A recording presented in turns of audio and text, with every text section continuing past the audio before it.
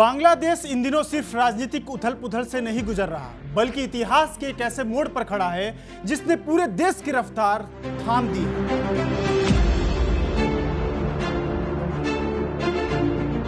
17 नवंबर 2025 को आया वह फैसला जिसने देश की पूर्व प्रधानमंत्री शेख हसीना को मानवता के खिलाफ अपराधों में दोषी ठहराते हुए मौत की सजा सुनाई।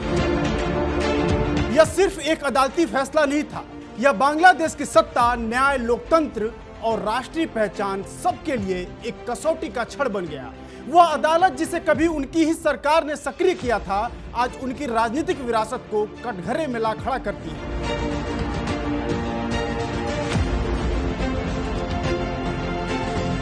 ऐसा अक्सर इतिहास में नहीं होता, जब सत्ता के शिखर पर बैठा व्यक्ति उसी व्यवस्था से घिर जाए जिसे वो खुद गढ़ता है या फिर जिसे वो खुद बनाता है। यह फैसला न सिर्फ उनकी राजनीतिक विरासत को गहरे सवालों के घेरे में डालता है, बल्कि बांग्लादेश की न्याय व्यवस्था, लोकतांत्रिक ढांचे और सत्ता संरचना को भी हिला देता है। यह विडंबना भी कम नहीं है कि जिस अदालत को उनकी ही सरकार ने साल 2010 में पुनः सक्रिय किया था, वही अदालत आज उनके राजनीतिक सफर का सबसे कठोर निर्णय सुनाने का माध्यम बनी। आईसीटी यह नाम अंतर्राष्ट्रीय है, लेकिन अदालत पूरी तरह से बांग्लादेश की है। दरअसल इंटरनेशनल क्राइम्स ट्रिब्यूनल का नाम सुनकर कई लोग भ्रमित हो जाते हैं। यह संयुक्त राष्ट्र या किसी वैश्विक संस्था के तहत काम करने वाली अदालत नहीं, बल्कि बांग्लादेश की अपनी विशेष अदालत है। इसे साल 1973 के इंटरनेशनल क्राइम्स एक्ट के तहत स्थापित किया गया था, ताकि 1971 के मुक्ति संग्राम के दौरान हुए नरसंहार, मानवता विरोधी अपराध और युद्ध अपराधों की सुनवाई की जा सके। लंबे समय तक यह अदालत निष्क्रिय पड़ी रही, लेकिन साल 2010 में शेख हसीना की सरकार ने इसे फिर से सक्रिय किया। इसका मूल उद्देश्य था ऐसे पुराने मामलों को न्याय तक पहुंचाना जो दशकों से अटके पड़े थे। आज उस अदालत ने एक ऐसा फैसला सुनाया है जिसने देश की राजनीति की दिशा ही बदल दी। ट्रिब्यूनल ने शेख हसीना के खिलाफ 5 बेहद गंभीर आरोप तय किए हैं, जिनमें प्रत्यक्ष हिंसा का आदेश देना, भड़काऊ भाषणों के जरिए भीड़ को उकसाना और सबूतों को नष्ट करने के प्रयास शामिल थे। अदालत ने यह भी माना कि उन्होंने विभिन्न छात्र आंदोलनों और नागरिक प्रदर्शनों को दबाने के लिए सुरक्षा बलों को हेलीकॉप्टर, ड्रोन और घातक हथियारों के इस्तेमाल की मंजूरी दी। फैसले में दर्ज है कि उनकी अनुमति से किए गए इन अभियानों के दौरान बड़ी संख्या में लोगों की मौत हुई और अदालत ने इन्हें मास किलिंग की श्रेणी में रखा। इन फैसलों में अब यह भी कहा गया कि छात्र अबू सईद की हत्या में हसीना की भूमिका स्पष्ट थी और गवाहों तथा तकनीकी प्रमाणों ने इसे स्थापित किया, यानी कि यह आरोप सीधा सीधा उन पर पाया गया कि उनकी पूरी तरीके से इसमें प्रत्यक्ष रूप से उनकी मौजूदगी थी, उनका इन्वॉल्वमेंट था। और 17 नवंबर 2025 का दिन, यानी कि आज का दिन, बांग्लादेश की न्यायपालिका के इतिहास में हमेशा याद रखा जाएगा। अदालत परिसर के बाहर माहौल किसी हाई सुरक्षा सैन्य ऑपरेशन जैसा था। सेना, बॉर्डर गार्ड, बांग्लादेश और विशेष सुरक्षा बलों की तैनाती इतनी भारी थी कि ढाका के कई इलाकों में आम लोगों की आवाजाही तक रोक दी गई।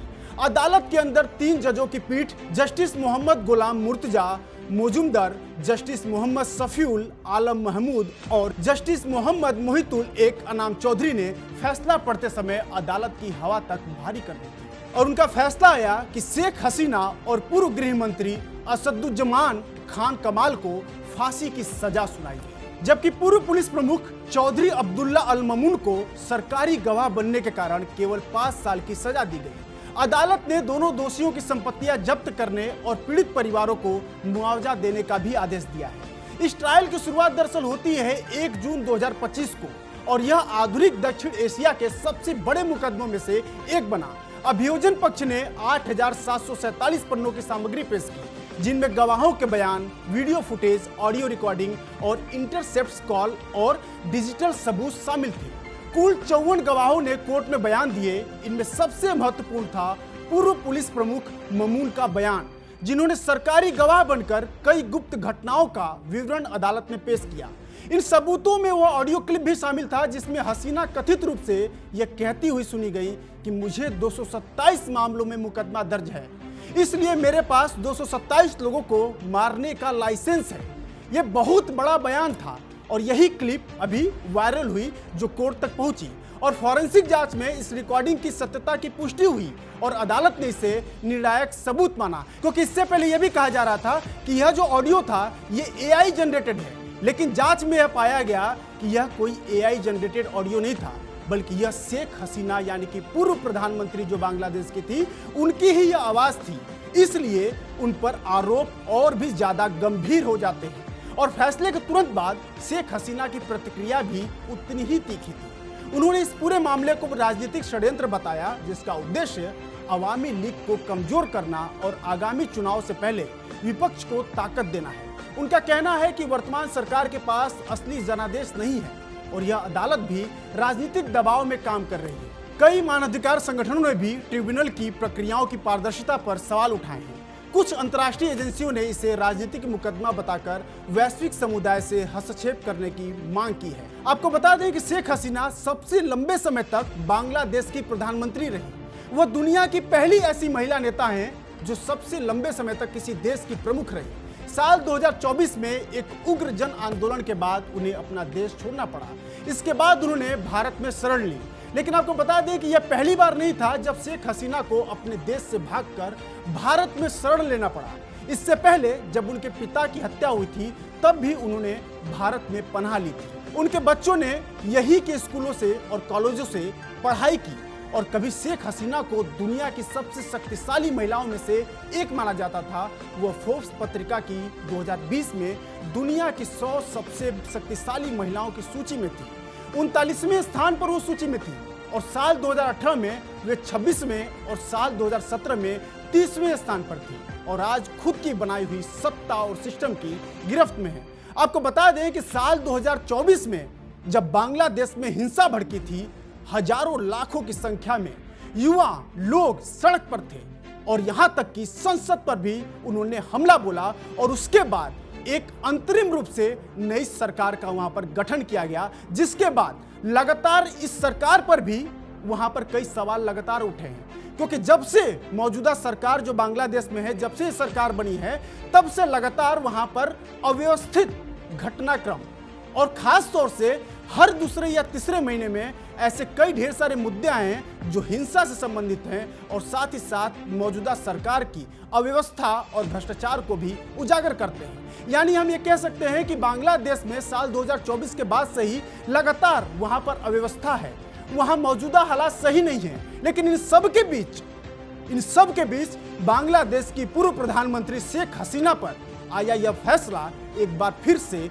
चर्चा के केंद्र में आ गया है कि कैसे एक ऐसी महिला जो देश की सबसे ताकतवर महिला थी, प्रधानमंत्री थी, जिसने एक ऐसे कानून को, एक ऐसे कोर्ट को फिर से जिंदा किया और उसी कोर्ट द्वारा उसे मौत की सजा सुनाई जाती है। लेकिन फैसले के बाद सबसे बड़ा सवाल यह है कि शेख हसीना और कमाल अब आगे क्या करेंगे। तो कानून के अनुसार दोषियों को 30 दिनों के भीतर अपील करने का अधिकार है, लेकिन इसमें एक सबसे बड़ा अड़ंगा है और वह अड़ंगा यह है कि अपील इन्हें स्वयं उपस्थित होकर ही करनी होगी, यानी कि इन्हें वापस बांग्लादेश जाना होगा। और चूंकि दोनों इस समय भारत में हैं, इसका सीधा मतलब है कि उन्हें अपील करने के लिए बांग्लादेश वापस लौटना होगा। और यह फैसला राजनीतिक ही नहीं, कूटनीतिक पेच को भी खड़ा करता है। अगर सुप्रीम कोर्ट भी सजा बरकरार रखता है तो अंतिम विकल्प होगा राष्ट्रपति के पास दया याचिका। इस दौरान देश में 2026 के चुनाव नजदीक आते जा रहे हैं और राजनीतिक समीकरण पूरी तरह बदलने की स्थिति में है। शेख हसीना को मानवता के खिलाफ अपराधों में दोषी ठहराए जाने का फैसला बांग्लादेश के लोकतंत्र के लिए एक निर्णायक मोड़ है। यह न सिर्फ एक नेता पर फैसला है, बल्कि देश की न्याय प्रणाली और राजनीतिक संस्कृति पर भी एक बड़ा सवाल है। और यह बड़ा सवाल भी खड़ा करता है कि क्या यह फैसला वास्तव में न्याय को स्थापित करेगा या आने वाले समय में इसे राजनीतिक बदले की मिसाल के रूप में देखा जाएगा। यह आने वाले महीनों का सबसे बड़ा सवाल है। लेकिन इतना तय है कि यह घटना बांग्लादेश की राजनीति में ऐसे घाव छोड़ गई है जो आने वाले कई वर्षों तक देश की दिशा और माहौल दोनों प्रभावित करेगा। खैर, शेख हसीना और बांग्लादेश के पूर्व गृह मंत्री अब क्या करते हैं? क्या भारत से वो वापस बांग्लादेश जाएंगे या फिर सुप्रीम कोर्ट में अपनी एक नई याचिका दाखिल करेंगे या फिर राष्ट्रपति से वो दया याचिका की गुहार लगाते हैं? क्या होता है इस मामले से संबंधित और भी अपडेट्स जो भी आएंगे हम आप तक पहुंचाते रहेंगे। आप देख रहे थे विस्तार न्यूज, मैं हूं अरुण जायसवाल।